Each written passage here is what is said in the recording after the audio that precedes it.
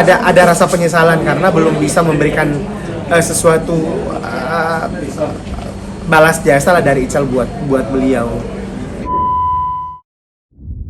Oke Kak Ical, gimana nih kabarnya Kak?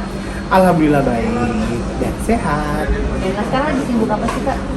Sekarang lagi sibuk, aku lagi mempersiapkan single terbaru aku. Insya Allah doain ya, mudah-mudahan dilancarkan semuanya. Oke, kita mau ngomongin perjalanan karir dari Kak Ical, seorang Kak Ical. Boleh ceritain nggak sih Kak, ada perjalanan karirnya tuh gimana, awal mulanya sampai bisa di titik ini gitu?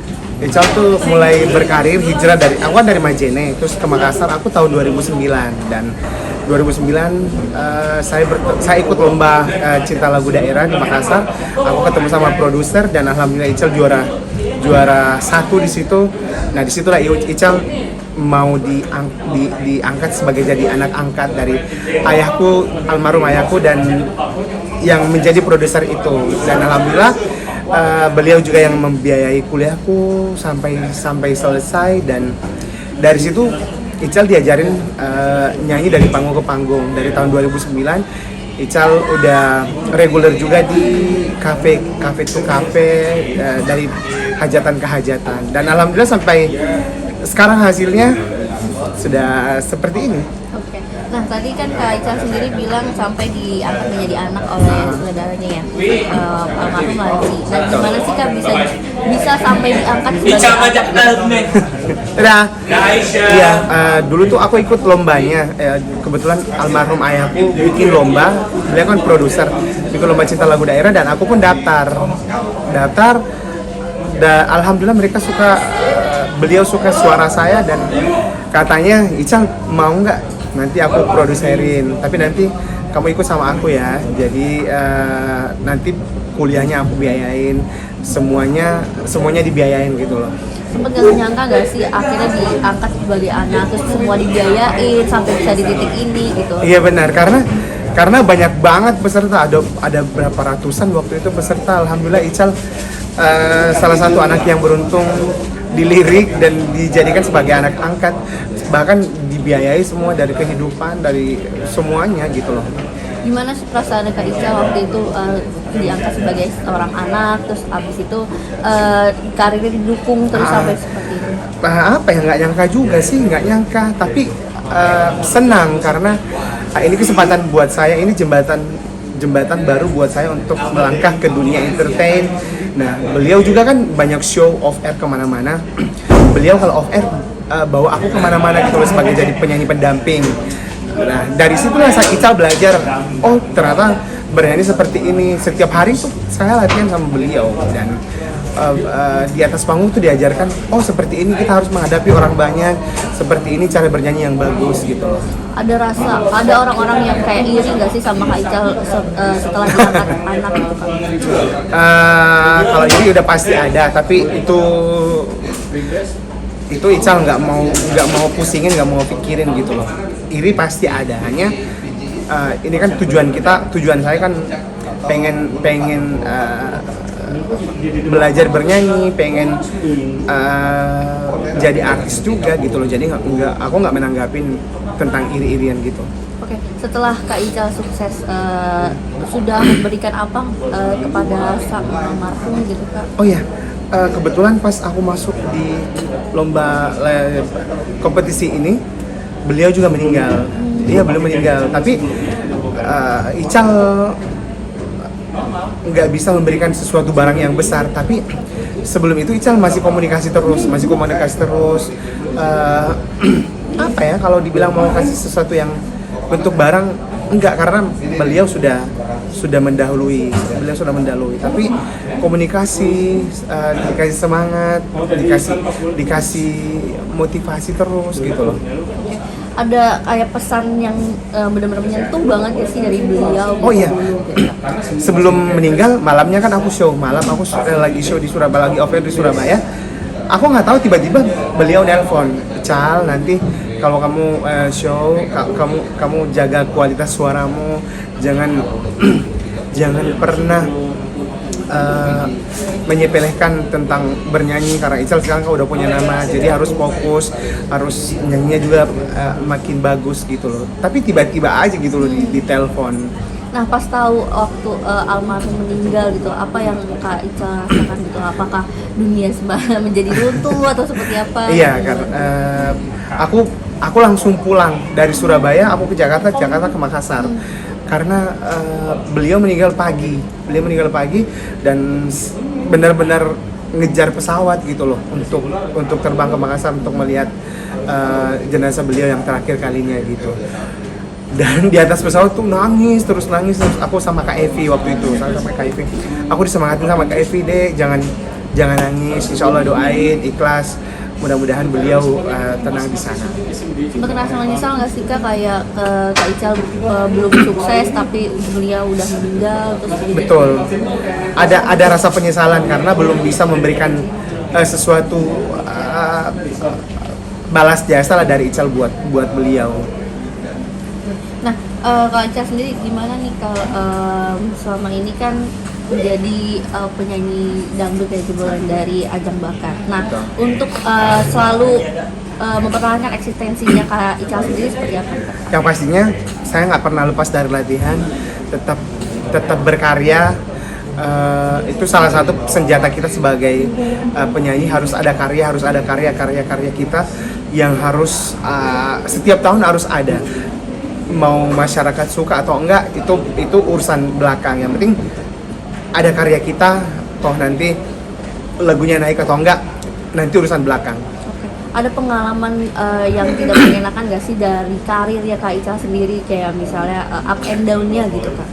Oh iya, dulu itu tahun 2000 berapa ya, sebelum 2013 kalau nggak salah, kurang lebih 2012 atau 2013 Ical kan nyanyi dari panggung ke panggung. Nah, satu daerah tuh aku pernah nyanyi di daerah itu jauh banget ke pelosok gitu, dan itu nggak boleh nyanyi laki-laki, harus perempuan yang nyanyi, harus yang seksi, harus yang joget gitu. Nah, Ical kan penyanyi yang kalem, penyanyi yang mengandalkan suara, katanya yang laki-laki itu nggak usah nyanyi, udah nggak usah nyanyi, yang nyanyi itu cewek aja semua yang joget gitu. Nah, waktu itu aku juga pengen banget nyanyi, aku nyanyi satu lagu terus aku dikeluarin parang gitu loh. Kamu kalau nggak turun aku bunuh kamu di sini. Akhirnya aku turun dan daripada nyawa melayang mendingan ya udah pulang gitu. Oke, itu jadi pengalaman Sangat buruk itu. yang sangat buruk. Oke, dari situ tapi langsung kayak ngedown nggak sih, kayak aduh nggak mau manggung lagi deh di ini? Enggak, aku mungkin orangnya lebih apa ya, selalu termotivasi dari situ. Oh nggak boleh, aku tahu batasan, nanti misalnya ke daerah situ aku udah nggak mau gitu loh. Tapi tidak mengurangi hati besarku untuk selalu berkarya, selalu pengen menghibur masyarakat gitu. Oke, kalau kesulitan yang lain ada nggak sih Kak, kayak misalnya pernah kayak bolak-balik dari Jakarta dari kota ke kota lain, terus kekurangan ongkos kah atau apa gitu Kak, pernah? Kalau yang seperti itu terjadi sebelum aku juara satu di kompetisi dangdut. Dulu masih sering banget kita dari naik motor dari kota ke kota, harus harus ada biaya dulu baru kita berangkat gitu kan. Biasanya kadang kalau kita nyanyi kita biasa cuma di DP dulu kan, DP cuma berapa persen doang. Nah, biasa tuh tiket pesawat nggak cukup, transportasinya nggak cukup gitu loh. Oke, pernah ada nggak sih Kak pengalaman dapat hinaan dari orang gitu, kayak lo nggak akan bisa sukses gitu, terkenal? Itu sudah pasti ada, namanya juga manusia kan. Udah pasti ada juga, bahkan teman dekat aku ada yang bilang bahwa Ical nggak akan bisa sukses, Ical nggak akan bisa seperti ini karena suaranya biasa aja, suaranya standar aja. Ya, itu jadi motivasi buat saya. Dan di dangdut, di kompetisi dangdut kemarin itu benar-benar pembuktian banget bahwa aku juga bisa gitu loh. Oke, nah setelah dihina gitu ya, terus diremehkan, orang-orang yang sempat ada di belakangnya Kak Ical sendiri yang melakukan itu kayak balik lagi nggak sih ke Kak Ical, terus kayak pengen ikutan juga gitu sebenarnya? Akhirnya aku ya balik lagi kayak teman seperti biasanya gitu loh. Hanya Ical hanya ngasih batasan aja, tetap berteman, nggak bisa memutus silaturahmi, tapi ada jarak gitu loh, jangan sampai terjadi lagi apa yang kita tidak inginkan. Tapi nggak pernah ada rasa dendam atau Enggak, gimana? alhamdulillah sampai dendam pun alhamdulillah nggak pernah. Nggak pernah. Oke. Nah kalau sekarang kan udah lumayan, alhamdulillah ya rezekinya banyak. Amin, amin. Udah terkenal juga. Nah Kak Ica sendiri udah bisa dapat apa aja sih dari penghasilannya sekarang ini? Alhamdulillah gini, apa yang Ical mau udah nggak seperti dulu. Dulu kalau mau apa-apa harus kerja keras banget gitu loh. Dan sekarang kalau mau sesuatu nabungnya tuh cuma beberapa kali aja dan bisa terbeli gitu. Oke. Nah kalau pencapaiannya udah ada yang lagi dibangun kah atau ada yang Iya kebetulan rumah aku kan baru kurang lebih 1-2 bulanan. Aku lagi lagi renov untuk bikin lantai 2. Untuk di belakang tuh aku mau bikin lantai 2-nya. Itu di sini di Jakarta atau di Sulawesi itu. di Sulawesi. Nah, itu berarti dipersembahkan untuk keluarga atau buat gimana? keluarga, buat keluarga, buat diriku dan buat teman-teman saya yang mau ke rumahku ke Makassar. Jadi nggak usah kita buka kamar, nggak usah kita ngekos, sudah datang aja di rumahku. Insya Allah fasilitasnya bagus. Oke, berarti mengumpulkan pundi-pundi di Jakarta tuh buat ke sana juga ya? Betul, dan insya Allah kalau udah kelar di sana, aku mau fokus di Jakarta. Siapa tahu dapat rezeki yang lebih, pengen juga, itu salah satu impian aku untuk punya rumah di Jakarta. Oh oke, berarti selesai di Sulawesi, berarti bakalan Insya Allah di sini, di Jakarta. mudah-mudahan. Oke, salah satu rumah impian juga nggak sih yang dibangun sekarang? Iya dong, harus dong, karena kan ini udah jadi milik pribadi, jadi harus dibikin sebaik mungkin, secantik mungkin, senyaman mungkin, dengan apa yang diinginkan hati kita. Oke, kalau rasa bangga dari orang tua sendiri nih Kak dan keluarga gimana nih Kak? Alhamdulillah, kebetulan keluarga tuh kalau mau ke Makassar dulu ya, kalau mau ke Makassar tuh harus ke hotel, harus ke rumah keluarga gitu. Dan alhamdulillah Ical udah punya rumah sendiri. Mereka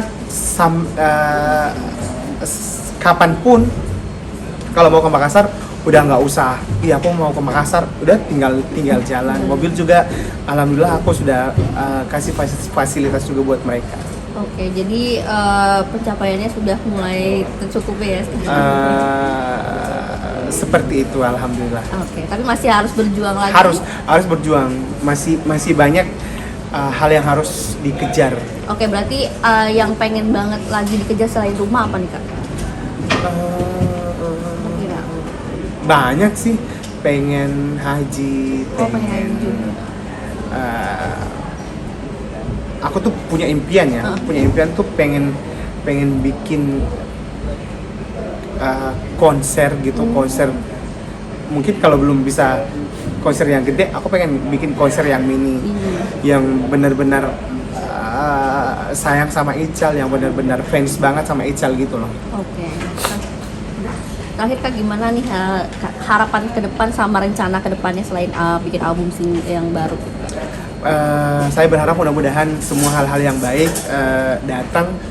Mudah-mudahan rumahku menjadi tempat yang ternyaman.